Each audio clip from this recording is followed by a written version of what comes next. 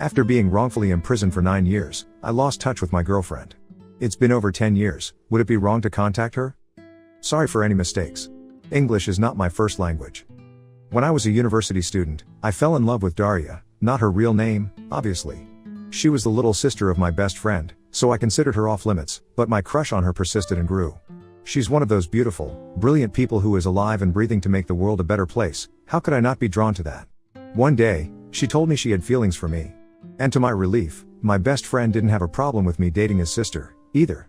So for 2 wonderful years, Daria was my girlfriend. I should have asked her to marry me. I don't know why I didn't. I suppose I thought I had all the time in the world. We were young and there was no need to rush things. We lived in a country that isn't exactly democratic, and we were political activists. I ended up getting arrested and going to prison for 9 years. Please don't think I'm some kind of monster for this. I don't want to go into detail in case it makes me identifiable somehow, but we didn't hurt anyone or do anything immoral. What we did is not even illegal in the country where I currently live, and our beliefs were far from extremist. I haven't seen or spoken to Daria since the day I got arrested. My best friend died shortly after, and Daria left the country, partly due to the possibility that she'd be arrested too.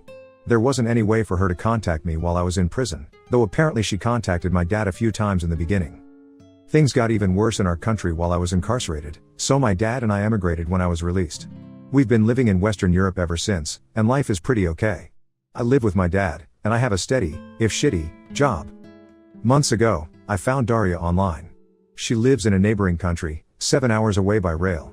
She doesn't use social media too much, but from what I've seen there's no evidence of a partner or kids. And even if she's married, I'd be content just to be her friend, as I was for the first years we knew each other.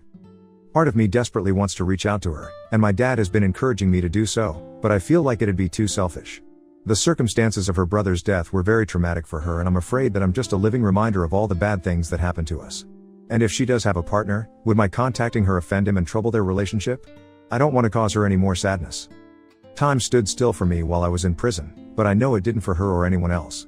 She's done so well for herself, she's built a whole life, and I don't want to derail that life just because I feel entitled to a place in it. She might not even remember me at all. And even if she did invite me back into her life, I'd be nothing but a burden now, owing to my wrecked mental health. We've been apart twice as long as I knew her. Have I even the right to miss her as much as I do? For now I've contented myself with Googling her name every so often and seeing that she's okay. It just hurts a lot, and I don't know how to make it not hurt.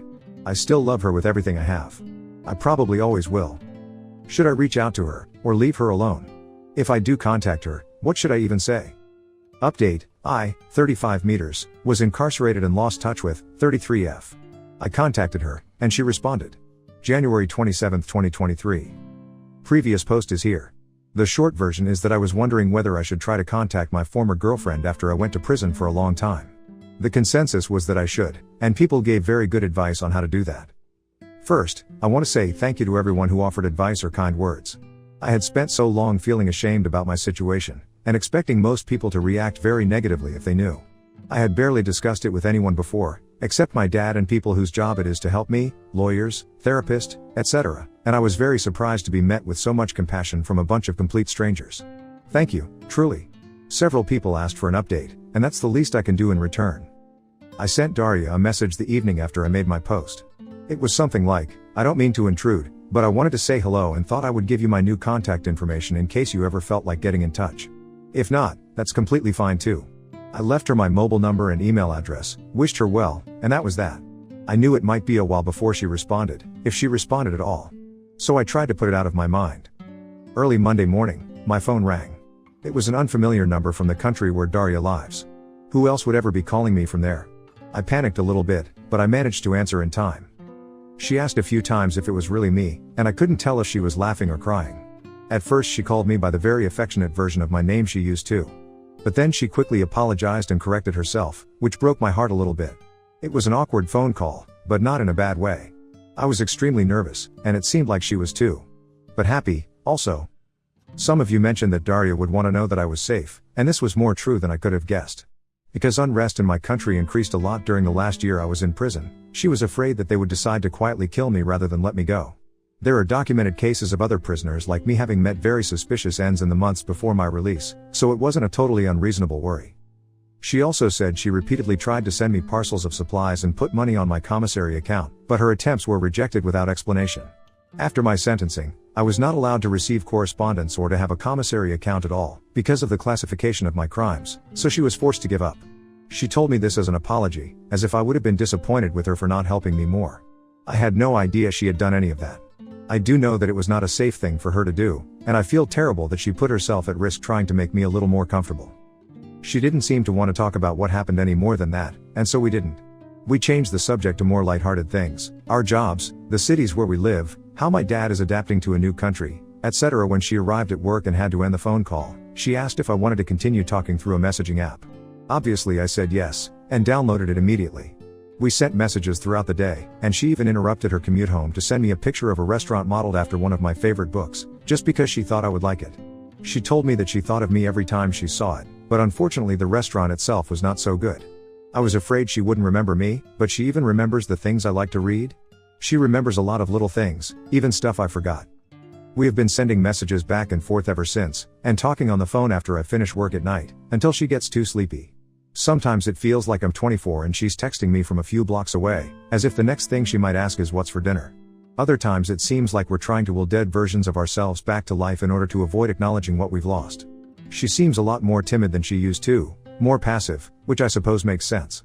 Sometimes I worry about how much I've changed, and that maybe she won't find anything left in me that's worthy of her. But if I could express in words what it feels like to hear her laugh, I could explain that there's also a lot that we know very well. She hasn't lost her kindness, or her warmth, or her empathy. She still cares about me, and I still care about her. I know that rebuilding a friendship after all that's happened will take lots of patience, and I have plenty to spare. I'm just happy to have the chance to get to know her again. This morning, Daria asked if I want to have a video call sometime this weekend. I agreed, but I'm ashamed to admit that as much as I want to see her, I'm very nervous.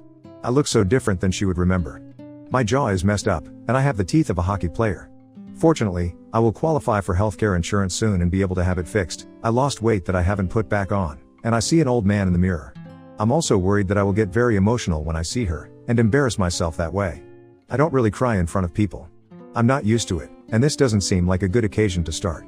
Aside from not wanting to appear pitiful, I don't want her to feel forced to comfort me. If anyone has some advice on how to handle this, it would be much appreciated. Overall, this week could not have gone better, and I am extremely grateful to everyone who gave me the little push of courage I needed to send her that message. 1,000 times, thank you. Edit, just to clarify, she doesn't have a husband or kids. As I said in my first post, I only considered contacting her because there was no evidence of a partner on her social media. But I understand that my first post wasn't visible for a while, so I can see why that may not have been obvious. Sorry for the confusion. Update 2, March 23, 2023. I've had a lot of people ask for an update, so here it is. The last 2 months have gone by very fast. I told Daria that I was nervous about the video call, and she insisted on having it right away so that I could get it over with and stop worrying. Seeing her made everything feel real in a way it hadn't before. She still looks like herself, or even more beautiful, different only in the sense that she is fully an adult now. The place she lives is very different from our home country, with a distinct culture to which she has assimilated. That she had time to adapt and feel completely at home in this place broke the illusion that no time had passed. In hindsight, that was probably the real reason I had been so nervous, because I could no longer occasionally forget myself and pretend that nothing had changed. The hardest part was not being able to reach through the screen and put my arms around her. Sitting there and watching someone you love cry, from a distance, is not easy. I barely noticed that I was crying too. She didn't seem surprised at my appearance, but she did eventually look me over and ask if the food was shit where I lived. I explained about my jaw, and that I'm getting it fixed. Less dental work is required than I thought, but I need a surgery. Her response was to ask for my address and order groceries to be delivered, including a lot of soft snacks that are easy to eat, and these meal substitution drinks that are actually tasty. She sent them every week since, even though I tell her it's not necessary. When I wanted to pay her back, she laughed at me and said she owed me a lot of food, because I had kept her from starving to death in university. I loved being able to cook for her, and I suppose it makes her just as happy to feed me now. We talk every day, and have made video calls a regular habit. It does me so much good just to see her face, and the awkwardness is mostly gone now. It's easy to talk to her. Last night, she brought her computer into the kitchen and talked to me while doing the washing up. It's amazing how mundane things like that can make me feel normal, and at home, in ways I forgot I could. I never thought I'd be that stupidly happy to see someone washing coffee cups. I'm beginning to think that the idea of home as a physical place is a misconception. She likes to send photos, to show me where she lives, what her life is like now. She was curious about how things are the same or different here. I didn't want to admit that I don't have much of a life to share back. Going places just didn't seem worth the effort. She is, though. At first it was very small things. She would send a picture of a pastry she'd bought at a cafe, saying that she thinks her city has better pastries than mine. I would go out and get one so I could send her a photo too. Then it was beer, which city has better parks, interesting architecture, a department store, and so on. I figured out quickly that she was trying to coax me into going out more, but I played along to make her happy. I've seen more of my city in the past month than the entire time I've lived here before. I've been to the art museum, and finally joined my colleagues for a beer. Usually, I go places for short durations at the less crowded times, but I'm still going, which is something. Daria used to be very sociable, so I thought that whatever happened, at least she wouldn't be lonely. I was wrong. There is a lot she could never tell her friends, because they can't relate. They would feel sorry for her and cease to be equals, she says. Our experiences are different, but we are more able to understand each other than other people could. And despite her own burden, she has quietly picked up half the weight from my shoulders without ever being asked to. I am in awe of her, simply for being the kind of person who would. For Women's Day I sent her some orchids, and she was very happy that I remembered her favorite flower. The things I can do to make her smile are so small, and she deserves so much more than I know how to give her.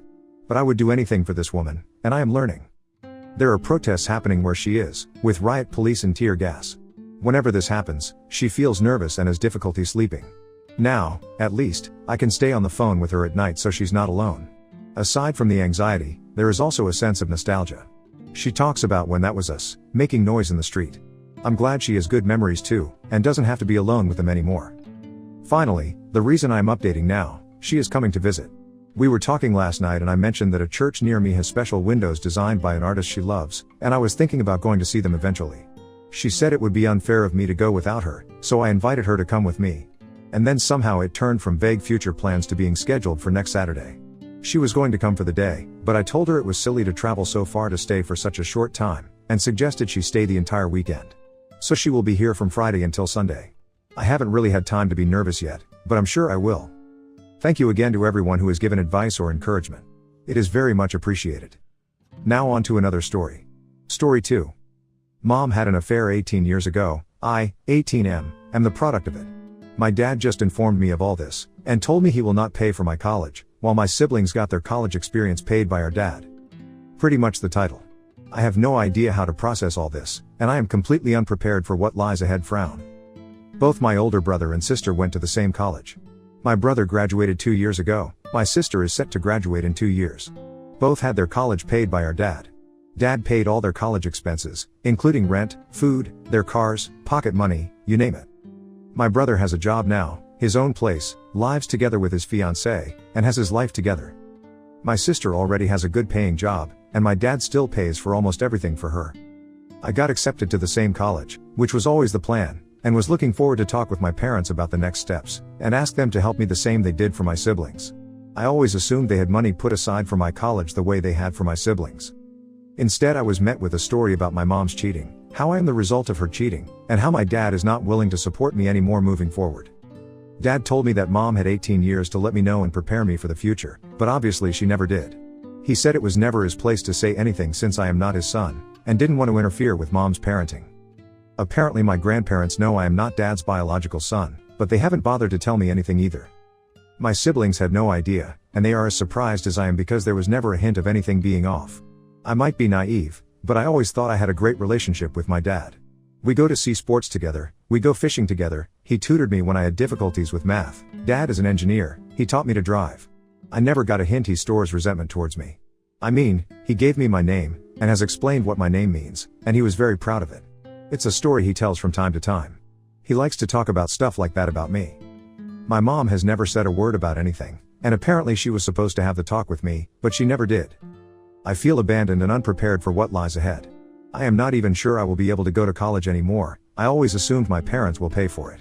I never had a job, and I am not sure what job I can even get to support me through college. I have no idea how to apply for loans.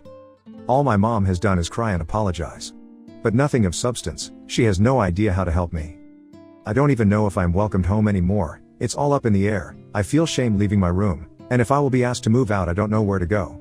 I don't have any savings, maybe $400 put together.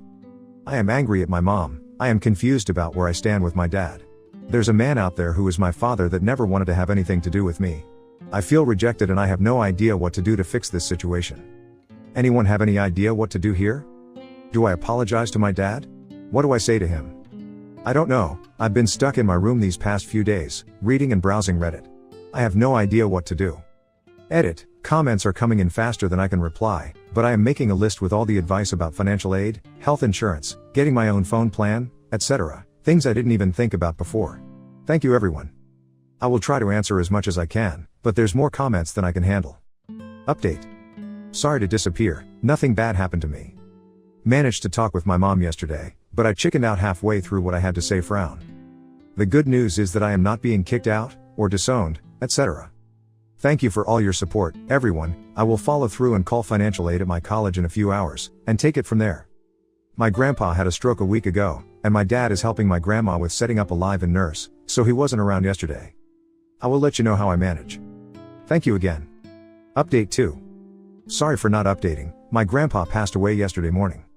Nothing happened to me, but my situation is a secondary concern right now. Regardless, I think I will be alright, thanks to your amazing support and help.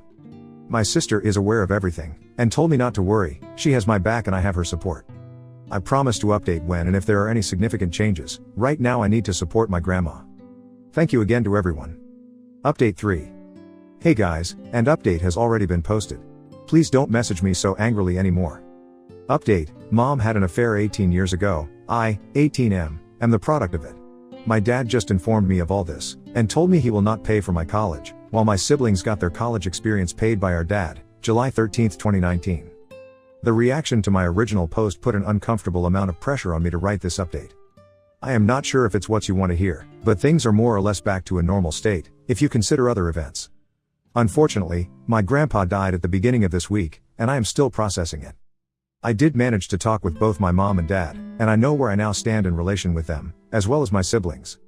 I am not sure I would have had the courage to say what I had to say if not for the amount of help and advice in the comments. I think it is safe to say both my parents love me, and what happened 2 weeks ago was an overreaction to a fight between my parents. It makes me uncomfortable knowing I am not aware of my own environment, but a stranger in the comments can tell me what's happening in my life with only a few lines of text from my side. A lot of comments were spot on about what is happening in my life. I have so far went through 40%, I estimate, of the comments, but I have given up, there are too many for me to keep up with. The conclusion is that I am definitely going to college, it will be the college I have always wanted to go to, and I will have the same experience as my siblings. The money to pay for all this already exists, my family is not going bankrupt as suggested, my dad just had a mental breakup with all the issues around my grandpa and his fight with my mom. Even if my dad would have went through with his decision, my grandma let me know my grandpa left me and my siblings a sum we will have to split between the three of us, but enough to put me through college. What started the entire scandal was poor timing on my part, my parents just had a fight, and then I showed up, hey, pay for my college. My parents were talking about us, their children, and mom said something to the lines of to think you wanted to split up when I came back pregnant, or something like that. I was not there, this is what she told me. I guess dad was talking how proud he was of his children, and mom wanted to express her gratitude for dad raising me as his own, and dad took it as the affair was the best decision I ever made or something like that. And their fight escalated from there, and mom told dad something like, what makes you think any of them are yours? Yeah, it went downhill from there fast. Shortly after that my dumb face showed up, and here I am. Dad and mom have since made up, mom is still a mess, dad is not handling my grandpa's passing away too well either. I did talk with my siblings, and my sister raised a storm and wrote it here while blasting my parents on the phone, haha. My brother was calmer, but made his feelings known in no uncertain terms as well once he got back home. My grandpa passing away sort of kept spirits calm, I guess, and shifted the focus to dealing with that. Reading the comments was a mind-opening experience. I felt unprepared for the world out there. Many have asked how I had no idea how to apply for loans or grants. Well, in my defense, when you go year after year after year knowing you have nothing to worry about, that your college is good as paid for already, you don't really have to worry about anything else. Of course I knew there are loans and other things students have to be aware of, but it didn't apply to me.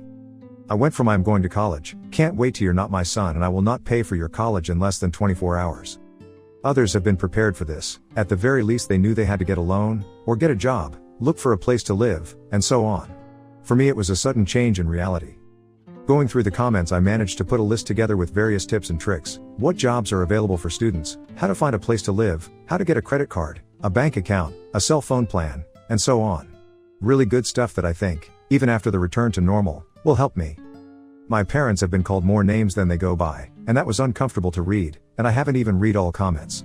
I can't even imagine what else lies in the comments, waiting. Dad is very sorry, apologetic, about his reaction and behavior. I understand his reaction, but I still feel hurt by it.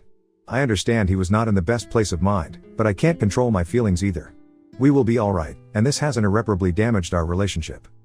Mom hasn't handled everything that well. But she is coming around, and she answered some more questions for me.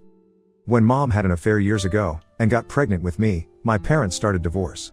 Mom moved in with the man she had the affair with, but after a few months the guy decided he wants nothing to do with it. He kicked Mom out, and she had nowhere to go.